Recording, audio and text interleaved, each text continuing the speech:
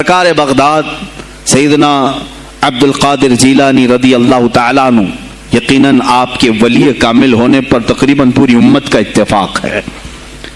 اتفاق کا مطلب صرف بریلویوں کا نہیں، دیوبندی بھی مانتے ہیں، اہل حدیث بھی مانتے ہیں، شیعہ بھی مانتے ہیں۔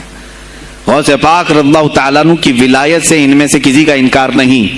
آج بھی بغداد میں جائیں لنگر بٹ رہا ہوتا ہے، شیعہ بھی کھا رہے ہیں۔ غوث پاک رضی اللہ تعالیٰ عنہ کا لنگر آج بھی بٹ رہا ہے۔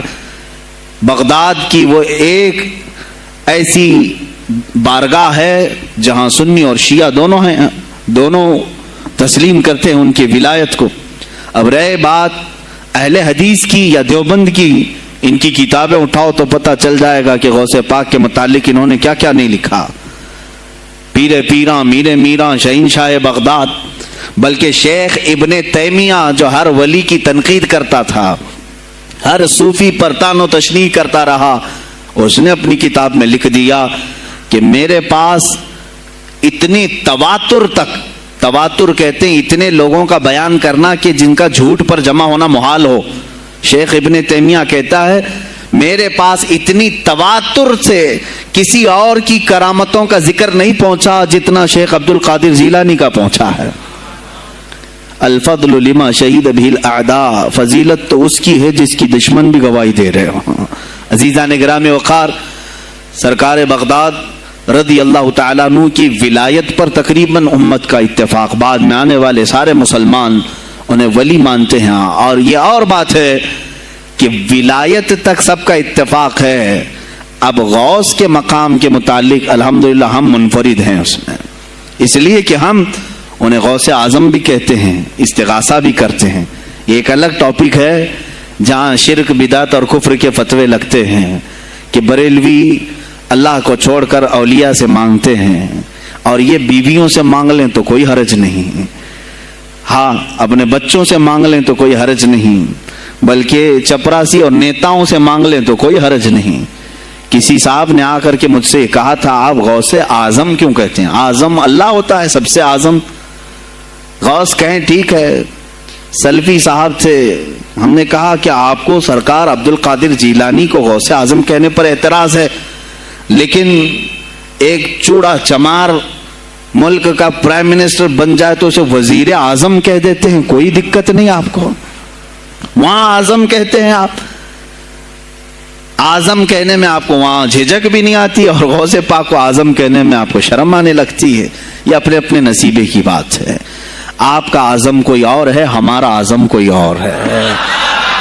عزیزان گرامی، سرکار بغداد شہنشاہ ولایت سلطان الاولیاء سیدنا عبد القادر جیلانی رضی اللہ تعالیٰ عنہ، ماں کے پیٹ سے ہی ان کو ولایت عطا کی گئی۔ یہ وہ اولیاء میں سے ہیں جن کا پیدائشی اللہ تعالیٰ نے منتخب فرمایا ہے۔ بلکہ جس وقت آپ کی ولادت ہوئی، شعبان کا آخری دن، اور آپ کی والدہ ماجدہ کے بطن سے آپ اس عمر میں پیدا ہوئے جب عورتوں میں اولاد کی امید ختم ہو چکی ہوتی۔ آپ کی ماں کی عمر 60 سال کی تھی جب آپ پیدا ہوئے۔ یہ خود اپنے آپ میں ایک کرامت ہے۔ اور سرکار بغداد رضی اللہ تعالیٰ عنہ جب جیلان میں پیدا ہوئے تو آپ کا معمول تو دیکھیں، آپ کی ماں خود بتاتی ہیں، دوسرے سال غالباً لوگوں کو چاند میں شک ہو گیا، 29 کا چاند نظر آیا کہ نہیں آیا۔ بعض کہنے لگے ہو گیا ہوگا، بعض کہنے لگے نہیں ہوا ہوگا۔ تو یوم الشک کہتے ہیں، یعنی 30واں جو شعبان کا ہوتا ہے، وہ ایک رمضان بھی ہو سکتا ہے، 30 شعبان بھی۔ تو لوگ آئے حضرت فاطمہ ام الخیر کے پاس جو غوث پاک کی ماں ہے، پوچھا کہ کل کا چاند ہوا کہ نہیں ہوا، ہمیں شک ہو گیا ہے۔ آپ نے کہا چاند ہو گیا ہے اور رمضان شروع ہو چکا ہے۔ کہا کیسے؟ کہا صبح سے میرا بیٹا عبد القادر دودھ کو منہ نہیں لگایا ہے، اور میرے بیٹے کا یہ معمول ہے پچھلے رمضان سے ہی، جس وقت غوث پاک پیدا ہوئے رمضان شروع تھا۔ ان کی ماں کہتی ہیں سحری سے لے کر افطار تک غوث پاک اپنی ماں کا دودھ نہیں پیتے تھے۔ یہ بچپنے میں ماں کی گود میں روزے کا آپ کے اوپر کوئی مکلف نہیں تھے، آپ احکام شریعت ابھی آپ کے اوپر لاگو نہیں تھے، لیکن اللہ کا ایک ولی آتا ہے تو وہ نظام خدا قائم کرنے کے لیے آتا ہے۔ آج میں اسی پر گفتگو کرنا چاہوں گا۔ اللہ کے اولیاء ظاہر کیوں ہوئے دنیا میں اور کیوں آتے ہیں؟ ان کا سب سے بڑا مقصد دنیا میں آنے کا، جلوہ بار ہونے کا، وہ یہ ہوتا ہے کہ نظام خداوندی کو زمین پر قائم کریں. جس کی کائنات ہے اسی کی بات یہاں پر قائم ہونی چاہیے. اب یہ باتیں وقت کے ساتھ گزرتی جاتی ہیں اور لوگ بھول جاتے ہیں. آپ سب کو پھر میں یاد دلا دوں، میرے عزیز، میں نے بھی اور آپ نے بھی اللہ سے ایک وعدہ کیا ہے. ہماری روحوں نے اللہ سے وعدہ کیا ہے. جب اللہ تعالیٰ نے ہمیں پیدا بھی نہیں کیا تھا اس وقت ہماری روحوں کو بلا کر اس نے ایک وعدہ لیا، الست بربکم، کیا میں تمہارا رب نہیں ہوں؟ میں تمہارا مالک اور خالق نہیں ہوں؟ تو سب کی روحوں نے کہا تھا قالوا بلا وربنا، کیوں نہیں مولا، تو ہی تو ہمارا رب ہے. رب تعالیٰ نے فرمایا کیا تم اسی وعدے پر برقرار رہو گے دنیا میں جانے کے بعد؟ سب نے کہا تھا ہم وعدہ کرتے ہیں مولا اسی پر باقی رہیں گے. یہاں آنے کے بعد کتنے وہ لوگ ہیں جو اس کی ربوبیت کا اقرار کرتے ہوئے اس کائنات میں صرف اس کے گن گاتے ہیں. کفار و مشرکین تو وعدہ خلاف ہیں، توڑ دیے، انہوں نے اللہ کے علاوہ کسی اور کو خدا بنا لیا. لیکن تم نے اللہ اکبر تو کہا، زبان سے تو تم نے تسلیم کیا، لیکن تمہارا رہن سہن یہ بتاتا ہے کہ تمہارا مالک کوئی اور ہے. کسی اور کو راضی کرنے میں لگے ہوئے ہو، کسی اور کی دریوزہ گیری کر رہے ہو، کسی اور کی خوشامدی میں کھڑے ہوئے ہو. درباروں کے آستانوں کے دروازوں پر تمہارا کھڑا ہونا گھنٹوں پر کسی کو راضی کرنے کے لیے، یہ تمہارا عمل بتاتا ہے کہ تم نے رب اعلیٰ کو اکبر نہیں سمجھا. وعدہ تو تمہاری روحوں نے کیا تھا کہ تیرے سوا کسی کو ہم حاکم نہیں تسلیم کریں گے. حاکم اعلیٰ صرف اللہ ہے. اولیاء کاملین یہی بات یاد دلانے کے لیے آتے ہیں، پھر تمہیں یہ یاد دلانے کے لیے آتے ہیں. اور جس شان سے وہ دنیا میں آتے ہیں بچپن سے ہی ان کے حالات ایسے ہوتے ہیں کہ شریعت طاہرہ کی پابندی ان کے ہر قول و عمل میں نظر آتی ہے، ہر قول و عمل میں. اس لیے کہ ہم جس کی زمین پر ہیں اور جس کی آسمان کے نیچے ہیں، بات ہوگی تو صرف اسی کی ہوگی، بات ہوگی تو صرف اسی کی ہوگی. مجھے ایک بات یاد آتی ہے، سرکار مفتی اعظم ہند رحمۃ اللہ تعالی علیہ، آپ کے سامنے کوئی صاحب تقریر کر رہے تھے، یہ زمین سب کی ہے، ان کی بھی ہے، ان کی بھی ہے، ان کی بھی. آپ نے کہا چپ رہو، زمین اللہ کی ہے اور صرف اللہ کا نام ہو. یہ سب کی ہمت نہیں بولنے کی. زمین اللہ کی ہے اور اللہ ہی کا، یہاں پر اللہ ہی کی بولی بولی جائے، اسی کے لیے زیب دیتا ہے. جس کے گھر میں رہ رہے ہو اسی کی بات کرو. عزیزان گرامی وقار، سرکار بغداد، ان کی کرامات اپنی جگہ پر، لیکن ان کی زندگی کے کچھ اہم گوشے میں لے کر آج حاضر ہوں. آج ہمارے حالات کے اعتبار سے بھی ضرورت ہے اس کی. جب آپ پروان چڑھتے رہے اپنی ماں کی گود میں، بہت جلدی آپ کے والد گرامی کا انتقال ہو گیا. آپ سے خود پوچھا گیا تھا غوث پاک سے، آپ کی جوانی میں یا جب آپ کا شہرہ بغداد میں بہت ہو گیا تب پوچھا گیا تھا آپ کو اپنے ولی ہونے کا احساس کب ہوا؟ غوث پاک سے ہی پوچھا گیا تھا آپ کو کب پتا چلا اللہ نے آپ کو ولایت کا یہ مقام عطا کیا؟ آپ فرماتے ہیں جب میں 10 سال کا تھا، مدرسے جاتا تھا تو غیب سے ایک آواز آتی تھی، افصحوا فی المجالس لولی اللہ. غیب سے آواز آتی تھی، اے لوگوں مجلس میں جگہ چھوڑ دو، اللہ کا ولی آ رہا ہے. یہ آواز صرف میں نہیں، میرے استاد بھی سنتے، وہاں بیٹھے شاگرد بھی سنتے، اور سب کھڑے ہوتے تھے، جگہ دیتے تھے. غوث پاک فرماتے ہیں جب ہر بار مجھے یہ آواز آنے لگی تب مجھے احساس ہوا کہ اللہ تعالیٰ نے مجھے ولایت کا تاج پہنایا ہے. پھر آپ کو لہو و لعب میں، کھیل کود میں نہیں رکھا گیا.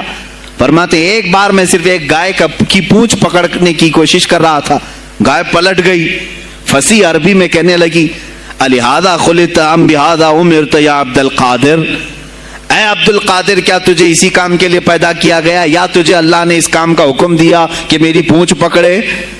غوث پاک فرماتے ہیں میں چونک گیا کہ ایک جانور مجھ سے عربی میں بات کر رہا ہے. اور اس کے بعد وہ گائے خود کہنے لگی اے عبد القادر تجھے اللہ نے اپنی مخلوق کے لیے بنایا ہے، اپنے بندوں کو راہ راست پر لانے کے لیے. غوث پاک فرماتے ہیں اس کے بعد زندگی میں کبھی کھیل کود کی خواہش بھی نہیں آئی. کھیل کود کی خواہش بھی نہیں آئی, کبھی تصور بھی نہیں کیا.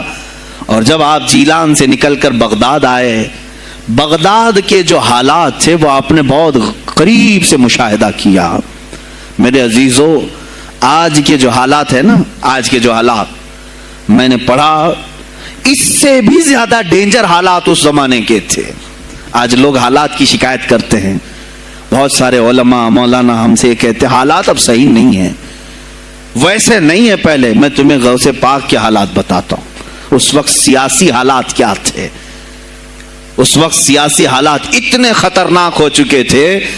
بغداد میں شیعوں نے اپنا گڑھ جمایا تھا, یہاں تک کہ ہر عالم پر, ہر واعظ پر, ہر امام مسجد پر پابندی تھی. سیدنا ابو بکر صدیق اور حضرت عمر کا کوئی نام نہیں لے سکتا تھا, کوڑے مارے جاتے تھے. شیخین کا اگر کسی نے نام لے لیا کسی عالم نے, کوڑے مارے جاتے تھے. خلیفہ واثق باللہ تک یہ تاریخ چلی بغداد میں. اور سلطنتیں ٹوٹ چکی تھیں, سیاسی حالات اس قدر خراب ہو چکے تھے, چھوٹی چھوٹی ٹکڑیوں میں بٹ چکے تھے مسلمان. مصر کی طرف دیکھیں تو فاطمی حکومت قائم ہو گئی تھی, وہ اپنے آپ کو فاطمی کہہ رہے تھے. بغداد میں عباسی خاندان حکومت کر رہا تھا, اور وہ بھی سمٹ کر کے صرف بغداد کے اطراف رہ گئی بس. پھر ترکی کی طرف دیکھیں تو سلجوکی خاندان تھا, ایک ایک ٹکڑا حکومت کر رہا تھا, اور یہی آپس میں دست بگریباں تھے, ایک دوسرے سے لڑ رہے تھے. اور پھر پلس اس پر ایسا کہ بازنطینی جو عیسائی تھے, صلیبی تھے, ان سلطنتوں کو آپس میں لڑا کر کے اس قدر شدت پیدا کر چکے تھے کہ بغداد والا مصر نہیں جا سکے, مصر والا ترکی نہ آ سکے. پھر ادھر بخارا, سمرقند, نیشاپور, یہ جو رشیا میں ہیں آج, ازبکستان وغیرہ میں, یہاں الگ ایک سلطنت قائم تھی, اور ہند میں الگ کفرستان تھا. سب جگہ الگ الگ حالات تھے. اور مسلمانوں کے لیے اس زمانے میں ایسے حالات ہو گئے جیسے لاک ڈاؤن ابھی کا سیم. میں آپ کو بتا دوں سچویشن, لاک ڈاؤن میں کیا ہوا تھا معلوم ہے؟ یہ ہمارے طلبہ دیکھیں 8 مہینے سے بیٹھے ہوئے ہیں, مدارس میں نہیں گئے, حفظ قرآن کر رہے تھے, عالم دین بن رہے تھے, مدرسے بند ہیں نا, گھروں میں بیٹھے کچھ تو آوارہ گردی کر رہے ہیں. اسی طرح کالج کے بچے بھی, اسکول کے بچے بھی, سب چھوٹے ہوئے ہیں لاک ڈاؤن کی وجہ سے. سیم یہی سچویشن اس زمانے میں ہوئی. بغداد علمی مرکز تھا, کوفہ اور بصرہ علم کے مرکز تھے. آپسی رنجشوں کی وجہ سے بادشاہوں کی طلبہ ایک جگہ سے دوسری جگہ کا سفر نہیں کر سکتے تھے. بغداد کے سارے مدرسے بند پڑے ہوئے تھے, کیونکہ طلبہ آ نہیں سکتے. کہاں سے آئے تم؟ مصر سے آئے, واپس جاؤ, اس سلطنت میں کیا کر رہے ہو؟ اس طرح کی سختیاں. یہاں تک کہ یہی زمانہ ہے جب حسن بن صباح نام کا ایک ایسا منافق جس نے اس زمانے کے بادشاہوں کو خرید لیا اور کچھ لوگوں کو نشے کا خوگر بنایا. حشیشین وغیرہ آپ نے سنا ہوگا, صلاح الدین ایوبی کا زمانہ ہے یہ. غوث پاک سے صرف 4 سال بعد صلاح الدین ایوبی آئے, صرف 4 سال بعد. اس زمانے میں حسن بن صباح نے ہزاروں نوجوانوں کو نشے کا عادی بنا دیا تھا, ہزاروں نوجوان. اور کیسا نشہ, کوکین, افیون وغیرہ سب تو لے کر کے تو لوگ ہوش میں آ جاتے ہیں. وہ ایسا تھا کہ اس نے جو نشہ دکھایا تھا, ایک چھوٹے سے کمرے میں ان کو رکھتا اور انہیں بتاتا کہ یہ درخت ہیں, یہ نہر ہے, یہ محل ہے, یہ حور ہے, تو اسے وہ جنت ہی سمجھتے تھے. اور پھر اس کمرے سے باہر نکالتا اس کو, تڑپ تڑپ کے آدمی مر جاتا کہ مجھے میری جنت میں واپس کرو. وہ جنت نہیں, کمرہ ہوتا تھا, لیکن نشہ اسے ایسا کرایا جاتا تھا کہ اس کمرے کو وہ جنت سمجھنے لگتا تھا. اور ان نوجوانوں سے کیا کرایا جاتا تھا؟ ان کو نشے کا عادی بنا کر کے باہر نکالا جاتا, انہیں ٹارگیٹ دیا جاتا, فلاں مجلس میں جاؤ, فلاں خلیفہ کو قتل کرو, فلاں وزیر کو مارو, فلاں سپاہیوں کو مارو, فلاں عالم دین کا قتل کرو. اور وہ اپنا ٹارگیٹ پورا کر کے آتے, اس لیے کہ انہیں نشہ چاہیے تھا. وہ 1 دن 2 دن سے زیادہ اس نشے کے بغیر رہ نہیں پاتے ہیں. وہ اپنا ٹارگیٹ کرنے کے لیے اپنی جان بھی جوخم میں ڈالتے ہیں. اس طرح کے کئی حملے خلفاء پر کرائے حسن بن صباح نے. اور جانتے ہیں، میں نے آج تاریخ دیکھی، حسن بن صبا نے علماء اہل سنت کو اس زمانے کے 40,000 علماء کو قتل کرایا. یہ وہ زمانہ تھا جب بغداد کا حال یہ تھا کہ نشہ زیادہ ہو چکا تھا، علم دین کے مراکز بند ہو رہے تھے اور علماء بولنے میں ہچکچا رہے تھے، ڈر رہے تھے، اور سلطنتیں آپس میں ایک دوسرے سے ٹکرا رہی تھیں. جو خلیفہ بیٹھتا وہ نہایت ہی عیاش قسم کا خلیفہ آتا تھا. اکثر خلیفہ عیاش آئے، ان کے حریم میں، ان کے حرم خانے میں، یعنی ان کے محل میں 40 عورتیں ہوا کرتی تھیں جن کے ساتھ وہ وطی کرتے، جمع کرتے. جبکہ وہ مسلمان خلیفہ ایک بادشاہ کے لیے چاہے کوئی بھی ہو 4 سے زیادہ کی اجازت ہے. 40 کنیزاؤں کے ساتھ وہ زندگی گزار رہے ہوتے.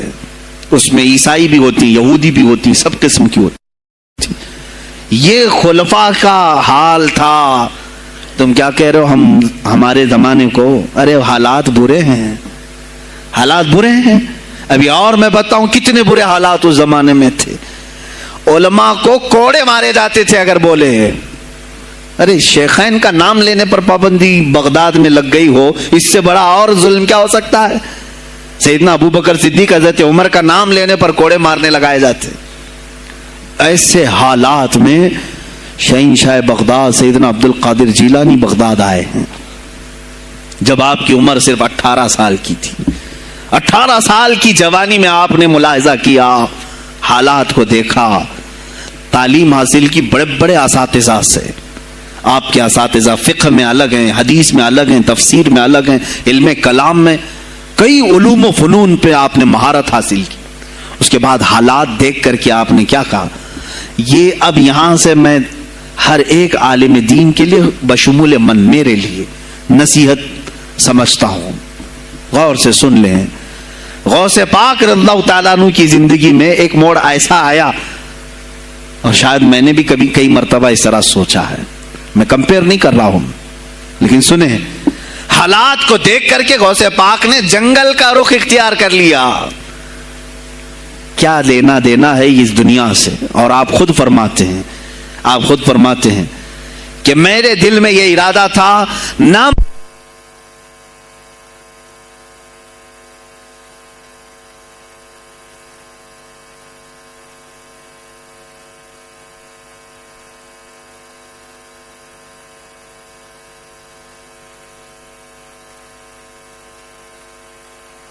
ہیں.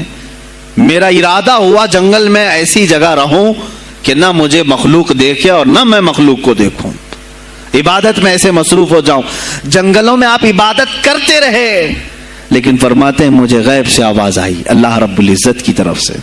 کہا اے بندے قادر، آپ کا نام ہی عبد القادر ہے، اے قادر کے بندے، تجھے اللہ نے جنگلوں کے لیے نہیں بنایا، امت مصطفیٰ کی رہنمائی کر، خلق خدا تجھ سے نفع حاصل کرے، واپس آ جا. غوث پاک فرماتے ہیں میرا ارادہ تو تھا کہ میں اپنی زندگی اللہ کی یاد میں فنا کر دوں، لیکن میں شہر صرف اس لیے واپس آیا کہ جنگل میں صرف میری اصلاح ہو سکتی ہے، شہر میں پوری امت کی اصلاح ہو سکتی ہے. علماء کے لیے یہی آج نصیحت ہے. تم چاہے تو گدی نشین بن جاؤ، سجادہ نشین بن جاؤ، جھولی نشین بن جاؤ، جنگل نشین بن جاؤ. ہو سکتا ہے تمہارے اپنے فائدے کے لیے تم سوچ سکتے ہو. میں نے ابھی یہ کہا میرے دل میں ارادہ تھا کہ گوشہ نشین ہو کر کے اپنی عبادت کریں، اپنی آخرت کی فکر کریں. نہیں، علماء کو اللہ تعالیٰ نے علم عطا کیا ہے امت مصطفیٰ کی رہنمائی کے لیے. یہ امانت ہے، چاہیں تو بھی چھپ نہ سکیں. عزیزان گرامی وقار، غوث پاک رضی اللہ تعالیٰ عنہ واپس بغداد آئے. اچھا وہ اتنی عبادتوں کے عرصے میں جانتے ہیں کہاں کہاں کا سفر نہیں کیا انہوں نے؟ جنگلوں کا سفر، صحراؤں کا سفر، بیابانوں کا سفر، یہاں تک کہ سری لنکا کی سرزمین تک پہنچے، ملتان تک آئے. یہ تاریخ کی کتابیں بتاتی ہیں آپ نے پیدل یہ سارے سفر کیے. پھر واپس اسی بغداد آئے جہاں کے حالات بڑے ہی کشیدہ تھے، اور خلفائے وقت کے خلاف زبان کھولنا یہ آگ سے کھیلنے کے برابر تھا، آگ سے کھیلنے کے برابر تھا۔ اور سب سے بڑا مسئلہ تو غوث پاک کے لیے یہ تھا کہ آپ بغداد کے نہیں تھے، عراق کے نہیں تھے، آپ جیلان سے آئے تھے۔ جیلان ایران میں ہے۔ اس زمانے میں طبرستان ایک صوبہ تھا، طبرستان کا ایک شہر جیلان تھا۔ جیلان سے آئے ہوئے تھے بغداد میں۔ آپ کی زبان فارسی تھی، فارسی زبان کا ایک طالب علم بغداد میں آیا ہے، اور بغداد پورا عربیوں کا ہے، فصیح عربی بولنے والے لوگ، اور نہایت ہی عیاشی میں پڑے ان کی اصلاح کیسے کریں۔ دل میں بار بار یہ احساس ہوتا۔ غوث پاک فرماتے میری زبان فارسی تھی اور ان کی زبان عربی ہے، میں ان سے خطاب کیسے کروں، ان کو اصلاح کے راستے پر کیسے لاؤں۔ بار بار سوچتے تھے، لیکن دل میں ایک درد ہوتا تھا کہ امت مصطفیٰ کو اس حال میں نہیں چھوڑنا چاہتا۔ ایک دن ایک مسجد میں غمگین حالت میں سوئے، ظہر کا وقت تھا، نماز پڑھ کر کے آپ آرام کر رہے ہیں، اور جیسی آنکھ بند ہوئی سرور کائنات صلی اللہ علیہ وسلم تشریف لائے۔ پوچھا عبد القادر کیوں غمگین ہے میرے بیٹے؟ کہا کہ یا رسول اللہ صلی اللہ علیہ وسلم زبان میری اجمی ہے، فارسی، میں عربیوں کے بیچ بیٹھا ہوں، اصلاح کرنے کی کوشش کرتا ہوں، لیکن مجھے یہ اجمی سمجھیں گے۔ اللہ کے نبی صلی اللہ علیہ وسلم نے فرمایا تو اپنا منہ کھول۔ آپ نے منہ کھولا، حضور پاک نے اپنا لعاب پاک ڈالا، دوسری بار ڈالا، تیسری بار ڈالا، چوتھی بار ڈالا، پانچویں، چھٹی، 7 مرتبہ حضور پاک نے اپنا لعاب پاک دیا اور کہا عبد القادر اب اٹھ اور بیان کرو۔ فرماتے ہیں خواب میں نے حضور اکرم صلی اللہ علیہ وسلم کا لعاب پاک لیا، تھوڑی ہی دیر گزری تھی، میرے خواب میں ہی میرے جد کریم مولا کائنات علی مرتضیٰ تشریف لائے۔ کہا پھر وہی سوال کیا عبد القادر کیوں نہیں بیان کرتے؟ کہا میں فارسی النسل، فارسی ہوں اور عربیوں کے بیچ میں ہوں۔ انہوں نے کہا تو اپنا منہ کھول۔ باب العلم، باب مدینۃ العلم، علی کرم اللہ وجہہ الکریم اپنا لعاب پاک ڈالتے ہیں، 1 بار، 2 بار، 3 بار، 4 بار، 5 بار، 6 بار، بس کیا۔ غوث پاک نے کہا نانا جان نے مجھے 7 مرتبہ پلایا، آپ نے 6 مرتبہ۔ علی کرم اللہ وجہ الکریم فرماتے ہیں میں برابری تو نہیں کر سکتا، وہ رسول کائنات ہیں۔ عزیزان گرامی وقار، غوث پاک فرماتے ہیں پھر میری آنکھ کھلی، اور اسی جامع مسجد میں جب میں کھڑا ہوا اور خطاب کے لیے لوگوں کو پکارا تو دیکھا ادھر سے بھی مخلوق آ رہی ہے، ادھر سے بھی آ رہی ہے، سامنے سے بھی آ رہی ہے۔ مجمع اتنا کثیر کہ تل دھرنے کی جگہ مسجد میں نہیں تھی، اور جب آپ کا خطاب ختم ہونے کو تھا لوگ اپنے کپڑے پھاڑنے لگے اور بے ہوش ہونے لگے۔ اتنی تیر بہدف کلمات تھے کہ سیدھے سینے میں پیوست ہو جاتے، دلوں میں اتر جاتے۔ اس کے بعد وہی دن تھا سیدنا عبد القادر جیلانی کو لوگوں نے ہاتھوں ہاتھ اٹھایا۔ بغداد میں شہرا ہو گیا کہ کوئی ایک اجمی آیا ہے اور عربیوں پر فوقیت لے گیا ہے، سارے عربی اس کے سامنے دنگ رہ گئے ہیں، کوئی عربی اس کی فصاحت کو نہیں پہنچ پاتا ہے۔ کئی لوگ امتحان کے لیے بھی آئے، ایسا نہیں ہے کہ غوث پاک کو یوں ہی چھوڑ دیا گیا۔ میرے عزیز تم تو 1000 سال کے بعد کرامتیں سنتے ہو نا، یہی لگتا ہے کہ غوث پاک بہت کرامتوں کے مالک تھے، بہت بڑے عالم اور بڑے ولی کامل تھے، کچھ نہیں ہوا ہوگا ان کے ساتھ۔ ہمارے سے زیادہ خطرے انہوں نے مولے ہیں، ہم سے زیادہ حاسدین ان کے تھے، دشمنی کرنے والے اپنوں میں بھی بہت سارے تھے۔ غوث پاک رضی اللہ تعالیٰ عنہ کا جب خطاب شروع ہوا، کیا ایک خطیب جب مشہور ہونے لگے تو دوسرے مولوی خاموش رہ جائیں گے؟ حسد کی چنگاری بھڑکتی ہے، وہ غوث پاک کے خلاف بھی بھڑکی۔ اور بغداد میں جب یہ شورا ہونے لگا تو کئی علماء اس وقت کے جو بڑے بڑے پائے کے عالم ہیں، ان کی کتابیں آج بھی موجود ہیں، میں نام تذکرے نہیں کر رہا، لیکن انہوں نے ٹیسٹ لینے کی غرض سے، امتحان لینے کی غرض سے کئی لوگوں کو سوالات بھیجے۔ ایک دن مجلس میں ایسا تھا کہ غوث پاک تفسیر قرآن بیان کرتے تھے، تفسیر قرآن بیان کرنا غوث پاک کا محبوب مشغلہ تھا، روزانہ قرآن کی تفسیر عرض کرتے۔ ایک دن مجلس میں بڑے بڑے علماء کی جماعت، جس میں عبد الرحمن جوزی جیسے بڑے فقیہ محدث ہیں، ان کی ایک جماعت آئی قرآن کی جو آیت کی تفسیر وہ کر رہے تھے اس تفسیر کو کئی کتابوں سے انہوں نے اخذ کیا اور لے کر کے آئے، مجمع میں بیٹھے، غوث پاک نے تفسیر شروع کی۔ ایک آیت کی کتنی تفسیریں ہو سکتی ہیں، کتنی تفسیریں ہو سکتی ہیں، ایک تفسیر بیان کیا، اس کے بعد کہا اس آیت کی ایک دوسری تفسیر یہ ہے، پھر تھوڑی دیر کے بعد غوث پاک نے فرمایا اس کی ایک تیسری تفسیر یہ ہے، پھر کہا اس کی ایک چوتھی تفسیر یہ ہے، پھر کہا اس کی ایک پانچویں تفسیر یہ ہے۔ بیان کرتے جا رہے ہیں یہاں تک کہ 13 تفسیریں ہو گئیں۔ جو بیٹھے ہوئے تھے وہ آشش کرنے لگے۔ اس کے بعد اتنا ہی نہیں، آگے بڑھتے رہے، آگے بڑھتے گئے، 40 تفسیریں ایک آیت کی آپ نے بیان کی۔ جو آئے تھے وہ کھڑے ہو گئے اور اس کے بعد غوث پاک رضی اللہ تعالیٰ عنہ کو دیکھنے لگے۔ غوث پاک نے ان کو مخاطب کر کے کہا، اے گروہ علماء، اے جماعت علماء، تم 13 تفسیریں یاد کر کے آئے تھے ایک آیت کی، کیا وہ میں نے شروع سے 13 تک صحیح بیان کیا؟ سب اپنے جبے اٹھانے لگے، کہا ہم تو یہ 13 تفسیریں پڑھ کر آئے تھے یہ سوچ کر کے کہ شیخ عبد القادر جیلانی کو 2-3 سے زیادہ تفسیریں نہیں آتی ہوں گی، 13 کے بعد آپ تو 40 تک پہنچے، وہاں تو ہمارا بھی علم نہیں پہنچا۔ جماعت علماء دنگ رہ گئے اور اس کے بعد توبہ بھی کیا، کہا ہمارے دلوں میں بدگمانی آ گئی تھی، ہم توبہ کرتے ہیں۔ غوث پاک رضی اللہ تعالیٰ عنہ ایک اور مجمع ایسا ہے کہ اس میں 40 کے قریب علماء ہے، سوالات الگ لے کر کے پھنسائیں گے کسی طرح سے ان کو، ڈیفیکلٹ سوالات لے کر کے۔ ایک بات یاد رکھنا، مشکات شریف کی حدیث ہے، جس نے علم اس لیے حاصل کیا کہ کسی عالم کو نیچا دکھا دوں، اسے پھنسا دوں سوال کر کے، حضور فرماتے ہیں قیامت کے دن اسے آگ کی بیڑیاں پہنائی جائیں گی، اس کی زبان کو آگ کی کینچی سے کھینچا جائے گا۔ اس لیے علم حاصل مت کرو، کسی کو نیچا دکھانا، کسی کو بیوقوف بنانا۔ ایک کتاب کہیں سے پڑھ کر کے آئے، مولانا کے پیچھے پڑ گئے، یہ بتاؤ صحیح ہے کہ نہیں ہے۔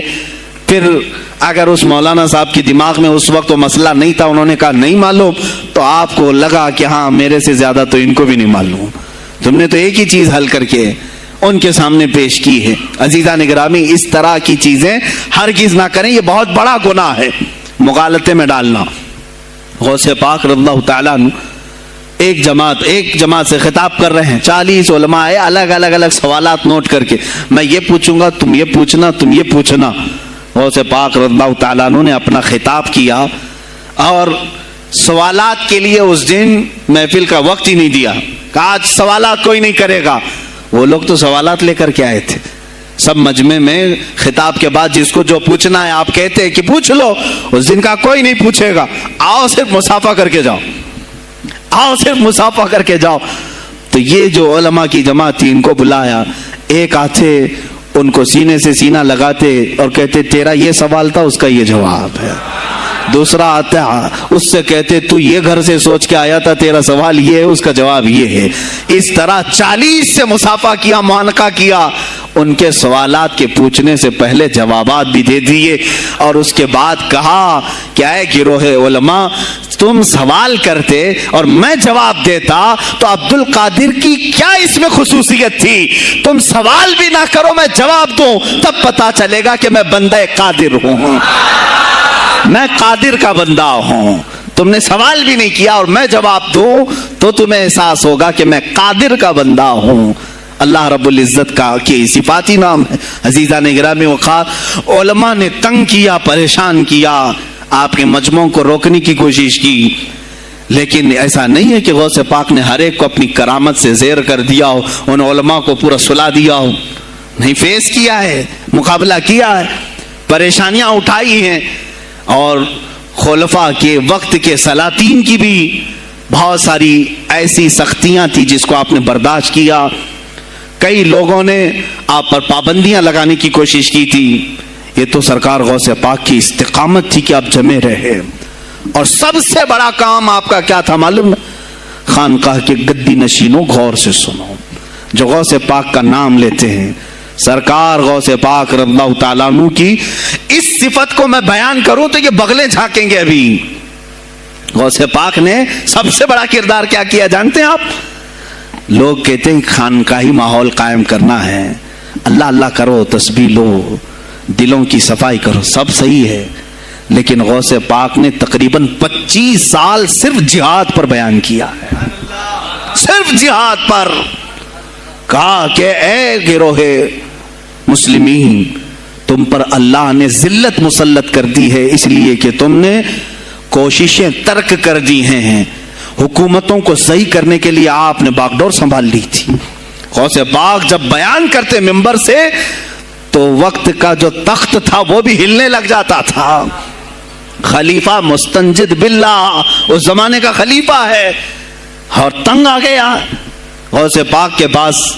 جب وہ بیان کرتے اور ان کی عیاشیاں کھول کھول کر کے ذکر کرتے تو لوگوں میں اب احساس جاگنے لگا, کوئی تو اللہ والا آیا ہے جو نظام خداوندی قائم کرنے کی بات کر رہا ہے, نظام مصطفیٰ قائم کرنے کی بات کر رہا ہے. بغداد کی یہ حالات جب ہونے لگے میرے عزیزو, سلطان الاولیاء غوث پاک کی ہی شہ پر, جانتے ہیں صلاح الدین ایوبی جیسا ایک مرد مجاہد پیدا ہوا ہے. یہ آپ کی تحریک تھی, غوث پاک کی تحریک تھی کہ جب بازنطینی عیسائیوں سے آپ نے اپنی پوری امت کو آگاہ کیا کہ تم سو رہے ہو, تم اپنی عیاشیوں میں ہو, تم اپنے نشے میں ہو, تمہارا دشمن تاک میں لگا ہے, گھات لگا کر کے بیٹھا ہے. اور ہوا بھی یہی کہ غوث پاک کے وصال کے صرف 10 سال بعد صلیبیوں نے حملہ شروع کر دیا بغداد پر, مصر پر, ترکی پر, ہر جگہ.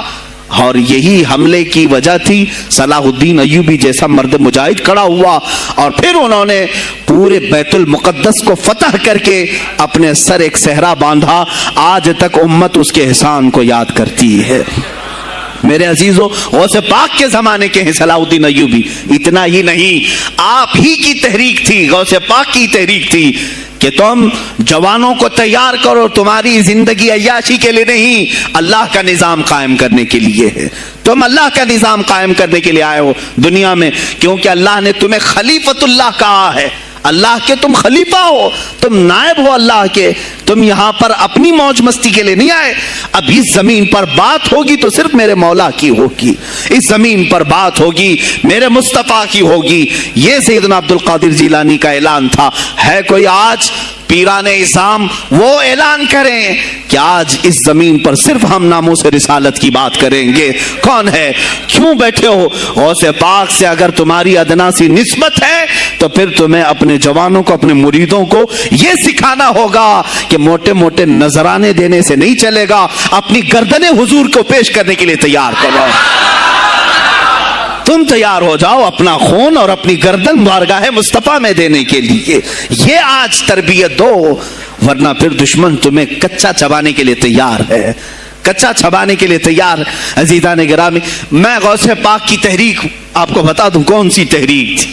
وہ صلاح الدین ایوبی جو بیت المقدس فتح کیا, یہ غوث پاک کی تحریک ہے. اور پھر چند سالوں کے بعد پورے عالم اسلام میں جو خلافت عثمانیہ قائم ہوئی, غازی ارطغرل جو آئے, یہ تحریک بھی غوث اعظم کی پیدا کی ہوئی تھی. آپ نے جوانوں کو متحرک کیا تھا اور پھر امت کا وہ شعور بیدار کیا تھا جو ان میں مردہ کر چکے تھے کچھ حکومت کے کارندے. میں سمجھتا ہوں اس وقت جتنے خلفاء بیٹھے ہوئے تھے خلافتوں پر, تخت پر, جو نام کے مسلمان تھے, یا اس کو ہماری زبان میں سمجھ لیں سب کانگریس کے تھے, جو منافق تھے, یعنی دکھتے تھے بس, لیکن اندر سے سب نفاق ہوتا تھا, نفاق ہوتا تھا. ہاں میں صاف کہوں گا, بغداد میں بھی کانگریس کا خلیفہ رہا ہوگا, مصر میں بھی اور ترکی میں بھی اور نیشاپور میں بھی, اس لیے کہ مسلمانوں کے خون چوس کر کے تخت پر بیٹھ تو جاتے لیکن پوری زندگی گزر جاتی, میرے مصطفیٰ کا نام تک نہیں لیتے تھے. ان کو بٹھاتے تھے مسلمان. آج آپ بھی تو یہی کر رہے ہیں, یہی کر رہے ہیں. ہم اپنا اپنا سمجھ کر کے جن کو اوپر تک بٹھاتے ہیں, پوری زندگی چھان مار کر کے دیکھ لو کب یہ نظام قرآن کی کبھی بات کیا ہے؟ کبھی میرے مصطفیٰ پر آنے والی آنچ کے لیے کھڑا ہوا ہے؟ کوئی نہیں کھڑا ہونے والا ہے. ان کے سفید کرتے اور ان کے سفید پاجامے سب کفن بن کر رہ جائیں گے اور کچھ بھی نہیں ہوگا.